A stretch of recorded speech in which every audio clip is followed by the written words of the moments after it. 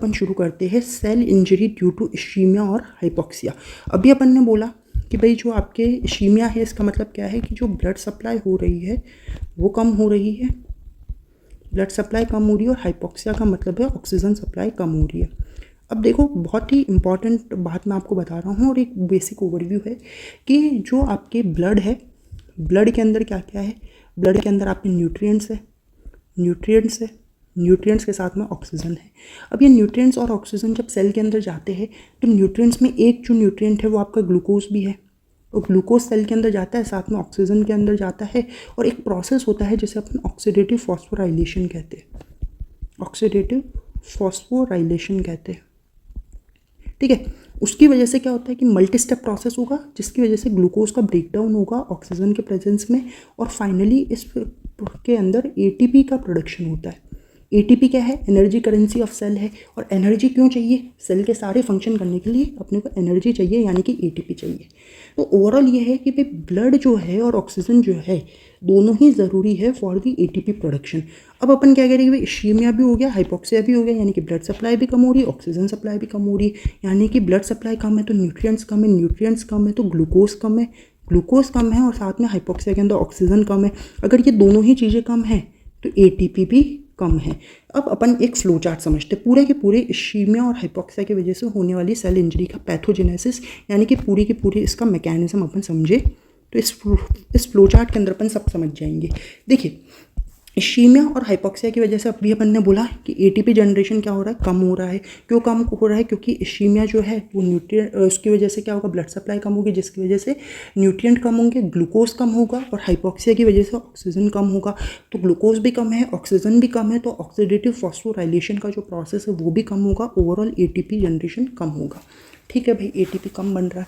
अब एटीपी कम बनने की वजह से क्या होगा, तो इससे आप देखिए कि 2-3 चीज़ें मैं आपको बता रहा हूँ कि एक तो अपने को पता होना चाहिए सेल के अंदर एक सोडियम पोटेशियम पंप होता है। कई सारे पंप्स प्रेजेंट होते हैं जिसमें एक तो सोडियम पोटेशियम पंप बहुत इंपॉर्टेंट होता है, और एक अपने को पता है कैल्शियम पंप बहुत इंपॉर्टेंट होता है। ठीक है, अब जो सोडियम पोटेशियम पंप होता है वो नॉर्मल कंडीशन में क्या करता है, वो नॉर्मल कंडीशन के अंदर सोडियम का इफ्लक्स कराता है और पोटेशियम का इन्फ्लक्स कराता है। ये नॉर्मल कंडीशन है। लेकिन अभी अपन क्या कह रहे हैं कि एटीपी कम बन रहा है, क्योंकि सारे के सारे पंप्स जो होते हैं वो क्या होते हैं, एटीपी डिपेंडेंट होते हैं। तो अभी क्या हो रहा है कि आपके एटीपी कम बन रहा है, तो ये पंप्स जो है नॉर्मल फंक्शनिंग नहीं करेंगे, इनकी फंक्शनिंग भी कम हो जाएगी। तो अब ये फंक्शनिंग कम होगी या पंप का इनएक्टिवेशन हो जाएगा, फेलियर हो जाएगा, तो उसकी वजह से जो सोडियम का जो इफ्लक्स हो रहा था वो नहीं होगा, बल्कि सोडियम का जो एक्यूमुलेशन है वो साइटोप्लाज्म के अंदर होने लगेगा। सोडियम साइटोप्लाज्म के अंदर ज़्यादा देखने को मिलेगा। ठीक है, वहीं अपन बात करें कि सोडियम जो है वो सेल के अंदर बढ़ गया। अब अगर सोडियम का लेवल सेल के अंदर बढ़ेगा तो एक्स्ट्रा सेल्यूलर फ्लूइड के अंदर जो वाटर है वो वाटर जो है वो ऑस्मोसिस के प्रोसेस से सेल के अंदर जाएगा। अब वाटर अगर सेल के अंदर जाएगा तो क्या होगा, सेल स्वेलिंग हो जाएगी, सेल की स्वेलिंग हो जाएगी। और ये जो सेल स्वेलिंग हो रही है because of we can say the influx of water inside the cytoplasm. और वो वाटर का इन्फ्लक्स क्यों हो रहा है, क्योंकि सोडियम का इन्फ्लक्स नहीं हो पा रहा because of the failure of sodium potassium pump. और सोडियम पोटेशियम पंप का फेलियर क्यों है, because of the decreased ATP generation. Such kind of cell swelling is called as the hydropic change, hydropic change, hydropic change, याद रहेगा। ठीक है, तो अब एक तो ये बात हुई सोडियम पोटेशियम पंप का फेलियर हो गया। दूसरा अपन बात कर रहे हैं कैल्शियम पंप का। देखिए, कैल्शियम पंप जो होता है ना वो कैल्शियम का इफ्लक्स के लिए रिस्पॉन्सिबल होता है। लेकिन अभी अपन कह रहे हैं कि एटीपी कम बन रहा है तो there will be the failure of calcium pump. Calcium pump का भी फेलियर हो जाएगा, कैल्शियम पंप नॉर्मल फंक्शन नहीं कर पाएगा। तो जो कैल्शियम का इफ्लक्स होना चाहिए था वो नहीं हो पाएगा। तो उसकी वजह से क्या होगा, साइटोसोलिक कैल्शियम का जो लेवल है वो बढ़ जाएगा, मतलब साइटोप्लाज्म के अंदर कैल्शियम का लेवल बढ़ जाएगा। अब साइटोप्लाज्म के अंदर कैल्शियम का लेवल तो बढ़ गया, फिर ये कह रहे हैं कि अगर रेपरफ्यूजन हो गया, रेपरफ्यूजन का मतलब होता है restoration of blood supply, restoration of blood supply, that is called as the reperfusion. कि अब भी कंडीशन क्या थी, अब भी कंडीशन ये थी भाई कि ये आपके सेल है, ठीक है। सेल को पहले क्या हो रहा था कि बिल्कुल नॉर्मल कंडीशन थी, लेकिन अब अपन ने कहा कि हाइपोक्सिया और इश्कीमिया की कंडीशन आई, जिसकी वजह से ब्लड सप्लाई कम हो गई। ब्लड सप्लाई कम होने की वजह से न्यूट्रिएंट्स कम मिले, न्यूट्रिएंट्स कम मिलने की वजह से ग्लूकोज कम मिल रहा है, साथ में ऑक्सीजन हाइपोक्सिया की वजह से कम मिल रहा है। तो ओवरऑल एटीपी का प्रोडक्शन सेल के अंदर अभी क्या हो रहा है, कम हो रहा है। एटीपी का प्रोडक्शन कम हो रहा है तो सोडियम और पोटेशियम पंप का फेलियर हो गया, कैल्शियम पंप का फेलियर हो गया, जिसकी वजह से सेल की क्या हो गई, स्वेलिंग हो गई, जिससे अपन ने क्या कहा, हाइड्रोपिक चेंज का, और साथ में कैल्शियम का लेवल साइटोप्लाज्म के अंदर क्या है, बढ़ गया है। ये अभी वाली कंडीशन है। अब ये कह रही है कि ब्लड सप्लाई को अपन ने रिस्टोर कर दिया कि भाई ब्लड जो पहले धीरे आ रहा था उसको अपन ने फटाक से बढ़ा दिया, अब अचानक से ब्लड आने लगा।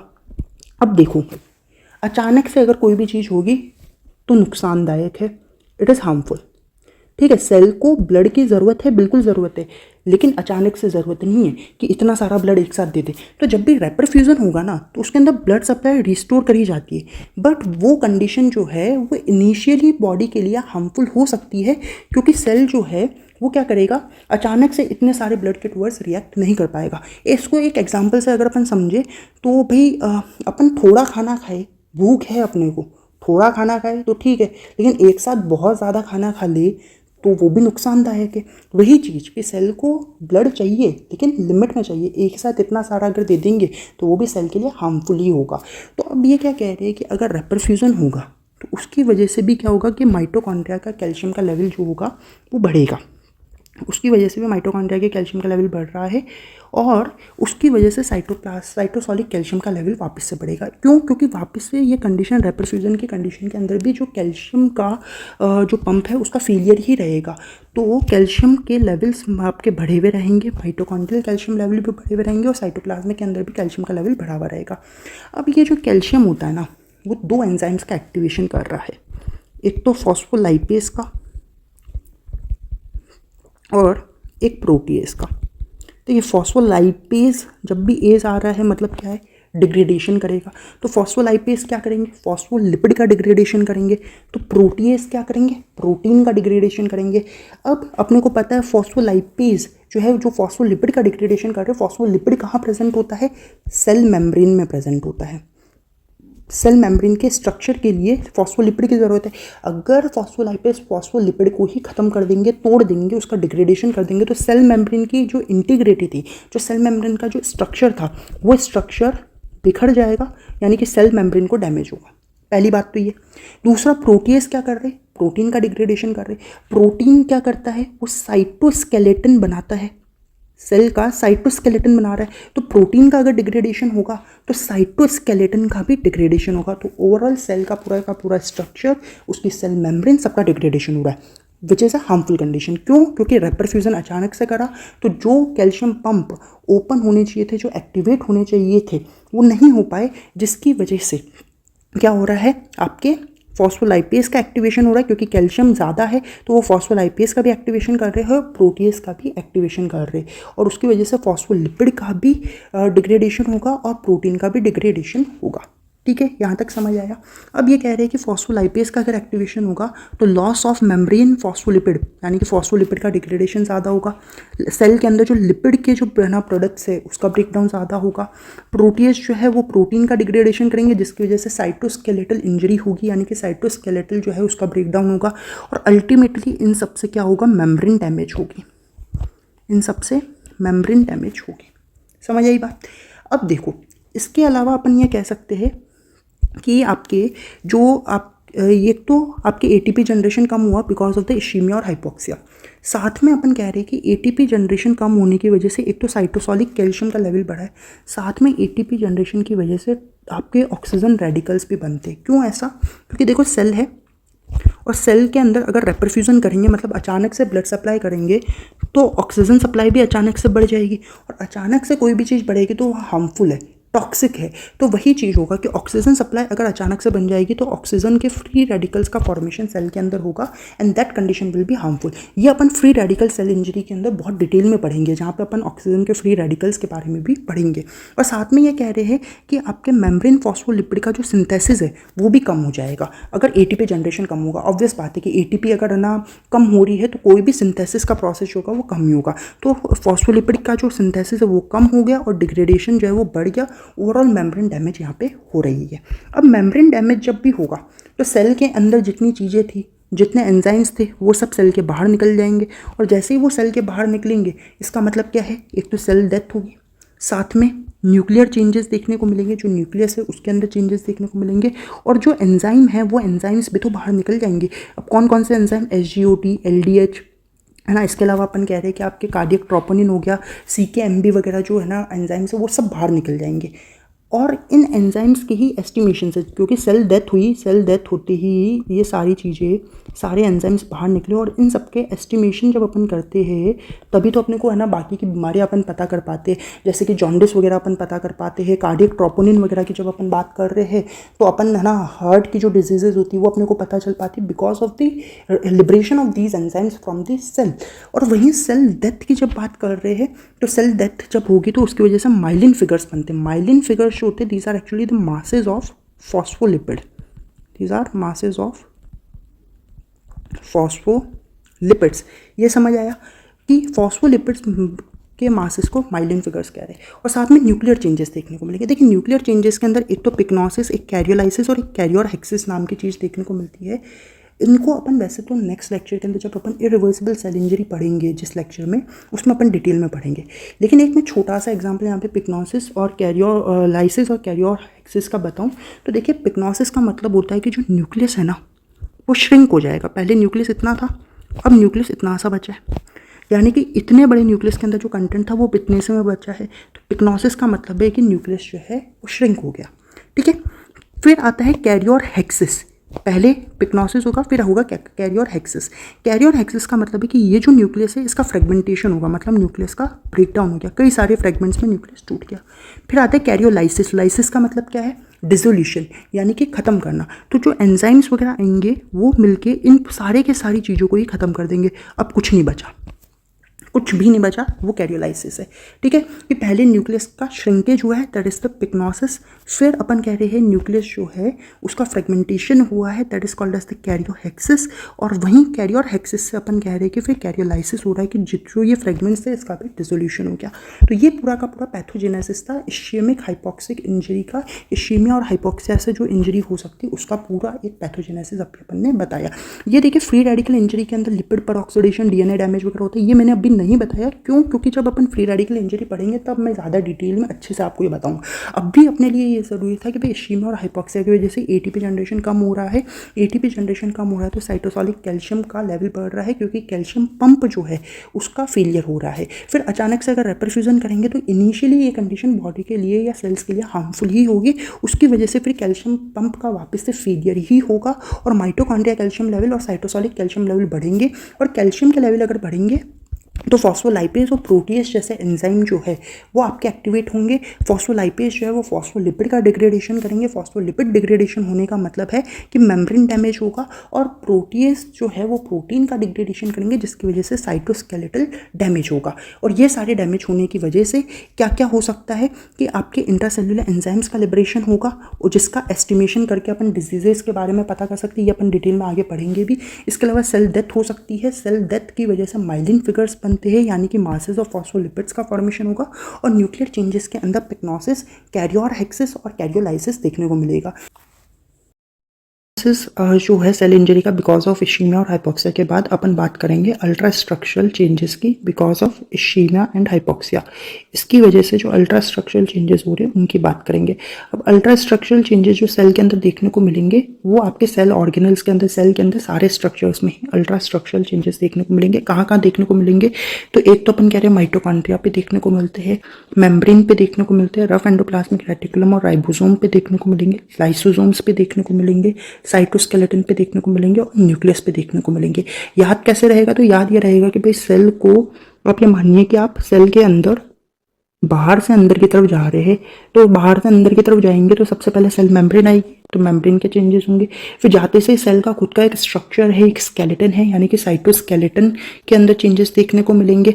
फिर अंदर जाएंगे तो सेल ऑर्गेनल्स प्रेजेंट है, सेल ऑर्गेनल्स में माइटोकॉन्ड्रियल चेंजेस देखने को मिलेंगे, लाइसोसोमल चेंजेस देखने को मिलेंगे, और इसके अलावा रफ एंडोप्लाज्मिक रेटिकुलम के अंदर चेंजेस देखने को मिलेंगे और आपके राइबोसोमल चेंजेस देखने को। और फिर और अंदर की तरफ जाएंगे तो सेंटर में न्यूक्लियस प्रेजेंट होगा, तो न्यूक्लियर चेंजेस देखने को मिलेंगे। यहाँ तक दिक्कत नहीं है। चलिए नेक्स्ट अपन बात कर रहे हैं कि आपके अपने को पता है कि इश्यमिया और हाइपोक्सिया की वजह से दो तरीके की सेल इंजरी हो सकती है, एक रिवर्सिबल सेल इंजरी हो सकती है तो एक इरिवर्सिबल सेल इंजरी हो सकती है। अगर इश्यमिया और hypoxia short period of time के लिए रहेगा तो रिवर्सिबल सेल इंजरी होगा, और यही अगर अपन देखें ischemia hypoxia long period of time के लिए रहेगा तो रिवर्सिबल सेल इंजरी से आपके इरिवर्सिबल सेल इंजरी होगा। अब इरिवर्सिबल सेल इंजरी जो होता है ना वो कभी होता है, वो मैं आपको ये बता देता हूँ कि इरिवर्सिबल सेल इंजरी से अपने को पता है सेल डेथ होगी। तो जो चेंजेस होंगे ना इरिवर्सिबल सेल इंजरी में, वो कुछ ऐसे चेंजेस होंगे कि उसके बाद सिर्फ सेल डेथ ही हो, बिल्कुल सेल खत्म होने वाली कंडीशन में ही हो, ऐसे चेंजेस होंगे। यानी कि ज़्यादातर ऑर्गेनल्स का लाइसिस अपने को इसके अंदर देखने को मिलेगा, ज़्यादातर चीज़ें जो है वो अपने को खत्म हुई हुई दिखेगी in the case of irreversible cell injury. ठीक है, ये इतना समझ आया। तो अपन चेंजेस की बात करते हैं। सबसे पहले बात करते हैं माइटोकॉन्ड्रिया के अंदर क्या चेंजेस होंगे। तो माइटोकॉन्ड्रिया में अभी अपन ने बोला कि माइटोकॉन्ड्रिया जो होता है वो क्या है, पावर हाउस ऑफ सेल होता है। तो एटीपी का प्रोडक्शन जो है वो कम हो रहा है। क्यों? क्योंकि आपके ऑक्सीडेटिव फॉस्फोराइलेशन जो है वो कम हो रहा है। इश्यमिया और हाइपोक्सिया की वजह से आपके एटीपी प्रोडक्शन कम हो रहा है। तो सबसे पहले तो माइटोकॉन्ड्रिया का जो फंक्शन है वो डिप्रेस हो गया। दूसरा अपन कह रहे हैं कि माइटोकॉन्ड्रिया की स्वेलिंग देखने को मिलेगी। क्यों देखने को मिलेगी? क्योंकि अभी अपन ने बोला कि साइटोसोलिक कैल्शियम का लेवल क्या होता है, बढ़ जाता है, क्योंकि कैल्शियम पंप का फेलियर हो रहा है। वहीं पे अपन कह रहे हैं कि माइटोकॉन्ड्रिया के अंदर भी कैल्शियम जो होता है उसका लेवल बढ़ जाता है, जिसकी वजह से माइटोकॉन्ड्रियल स्वेलिंग देखने को मिलती है। और साथ में अपन कह रहे हैं माइटोकॉन्ड्रिया के अंदर अमॉर्फस डेंसिटीज देखने को मिलती है। और ये जो अमॉर्फस डेंसिटीज होती है वो कुछ नहीं है, ये एक्चुअल में फॉस्फोलिपिड के ही मासेस होते हैं, उसे ही अपन अमॉर्फस डेंसिटीज कह रहे हैं। अब इरिवर्सिबल सेल इंजरी में क्या होगा? तो इरिवर्सिबल सेल इंजरी के अंदर स्टिल माइटोकॉन्ड्रिया जो है वो स्वोलन रहेगा, लेकिन साथ में वैक्यूल्स देखने को मिलेंगे। मैंने पहले ही कहा कि आपके इरिवर्सिबल सेल इंजरी के अंदर ऐसे ही चेंजेस देखने को मिलेंगे कि उसके बाद क्या हो, डेथ हो जाए। तो वैक्यूल्स क्या करेंगे, पूरे के पूरे माइटोकॉन्ड्रिया को ही डिसॉल्व कर सकते हैं इसके बाद वाली जो कंडीशन आएगी उसमें। इसके अलावा ये जो आपके अमॉर्फस डेंसिटीज जो दिख रही थी रिवर्सिबल सेल इंजरी में, वहां पर वो डेंसिटीज का साइज बड़ा हो जाएगा। बस इतने से आपको चेंजेस याद रखने हैं माइटोकॉन्ड्रिया में। माइटोकॉन्ड्रिया के बाद अगर मेम्ब्रेन की बात करें तो मेम्ब्रेन में अभी अपन ने बोला मेम्ब्रेन किसकी बनी होती है, फॉस्फोलिपिड्स की बनी होती है। फॉस्फोलिपिड का सिंथेसिस तो कम हो रहा है और डिग्रेडेशन ज़्यादा हो रहा है। क्यों? क्योंकि कैल्शियम जो है वो आपके फॉस्फोलाइपेज को एक्टिवेट कर रहा है, जो कि आपके क्या कर रहा है, फॉस्फोलिपिड का डिग्रेडेशन कर रहा है। ये अपन ने अभी बात करी थी जब पैथोजेनेसिस की बात करी थी। लेकिन इसके अलावा मेम्ब्रेन के अंदर क्या क्या चेंजेस देखने को मिलेंगे, तो रिवर्सिबल सेल इंजरी में क्या चेंजेस देखने को मिलेंगे और इरिवर्सिबल सेल इंजरी में क्या चेंजेस देखने को मिलेंगे, वो अगर अपन बात करें तो रिवर्सिबल सेल इंजरी के अंदर सबसे पहले तो सेल की स्वेलिंग हो जाएगी, ये अपने को पता है। सेल की स्वेलिंग होने के साथ में ब्लेब्स दिखेंगे। ये आप देखिए ऐसे स्ट्रक्चर जो आपको दिख रहे हैं ये ब्लेब्स है, वो आपको सेल मेम्ब्रेन के अंदर देखने को मिलेंगे। और साथ में माइलिन फिगर्स देखने को मिलेंगे। माइलिन फिगर्स अभी अपन ने बोला कि फॉस्फोलिपिड के जो मासेस होते हैं वो आपको देखने को मिलने स्टार्ट हो जाएंगे, लेकिन ये मासेस सेल के अंदर ही है अभी। लेकिन इरिवर्सिबल सेल इंजरी में क्या होगा कि ये जो सेल मेम्ब्रेन है इसका डिस्ट्रप्शन होगा। यहाँ पे देखिए सेल मेम्ब्रेन बिल्कुल वेल इंटेक्ट है, उसको कुछ हुआ नहीं है, सिर्फ सेल की स्वेलिंग हुई है। लेकिन अब क्या है कि सेल जो है वो है ना एक तरीके से मानिए गुब्बारा है, एक बैलून की तरह फूल रहा है, स्वेलिंग हो जा रही है और लास्ट में क्या होगा, फट जाएगा। तो सेल मेम्ब्रेन का डिस्ट्रप्शन हो जाएगा। डिस्ट्रप्शन होगा तो ये जो माइलिन फिगर्स जो सेल मेम्ब्रेन के अंदर बने थे, जो सेल के अंदर थे, तो वो सेल मेम्ब्रेन के डिस्ट्रप्शन की वजह से सेल के बाहर आ जाएंगे। यहाँ तक समझ आया? तीसरा जो अपन बात कर रहे हैं वो अपन रफ एंडोप्लाज्मिक रेटिकुलम और राइबोसोम की बात कर रहे हैं। ये दोनों करते क्या है, ये अपने को पता है प्रोटीन का सिंथेसिस करते हैं। और अभी अपन ने जब पैथोजेनेसिस की बात की तो अपन ने कहा कि प्रोटीन का डिग्रेडेशन जो है वो कम होता है, प्रोटीन का डिग्रेडेशन बढ़ रहा है। प्रोटीन का डिग्रेडेशन क्यों बढ़ रहा है? क्योंकि कैल्शियम जो है वो आपके प्रोटीजेस का एक्टिवेशन कर रहा है, जिसकी वजह से प्रोटीन का डिग्रेडेशन बढ़ रहा है। और ये जो प्रोटीन का सिंथेसिस कर रहे हैं वो प्रोटीन सिंथेसिस भी कम होगा। क्यों? क्योंकि इनके अंदर भी चेंजेस देखने को मिलेंगे। जहाँ पे अपन कह रहे हैं रफ एंडोप्लाज्मिक रेटिकुलम की तो स्वेलिंग देखने को मिलेगी रिवर्सिबल सेल इंजरी में, और राइबोसोम जो होंगे वो डिस्पर्स्ड होंगे।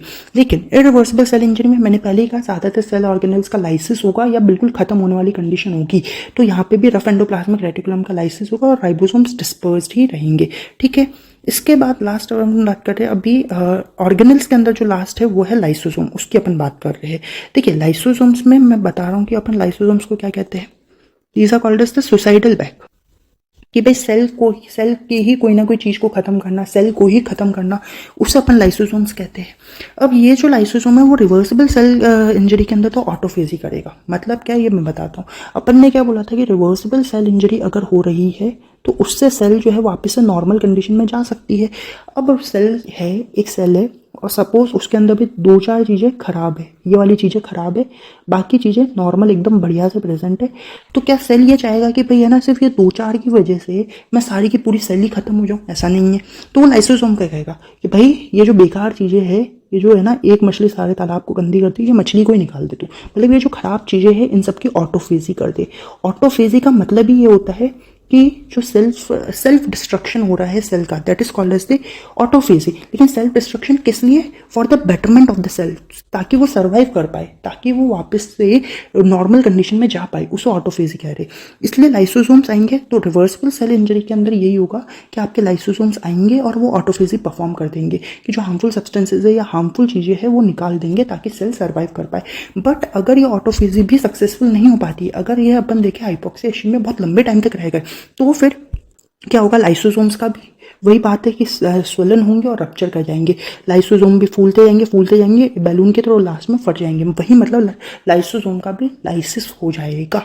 ठीक है, फिर अपन बात कर रहे हैं अब साइटोस्केलेटन की। देखिए साइटोस्केलेटन में अपन कह रहे हैं कि रिवर्सिबल सेल इंजरी के अंदर साइटोस्केलेटन जो है वो एग्रीगेटेड है। अगर आप डायग्राम देखेंगे तो आप समझ रहे हैं कि साइटोस्केलेटन जो कि प्रोटीन्स के बने होते हैं बिल्कुल एग्रीगेटेड है, लेकिन यहाँ पे डिस्टर्ब हो गए हैं।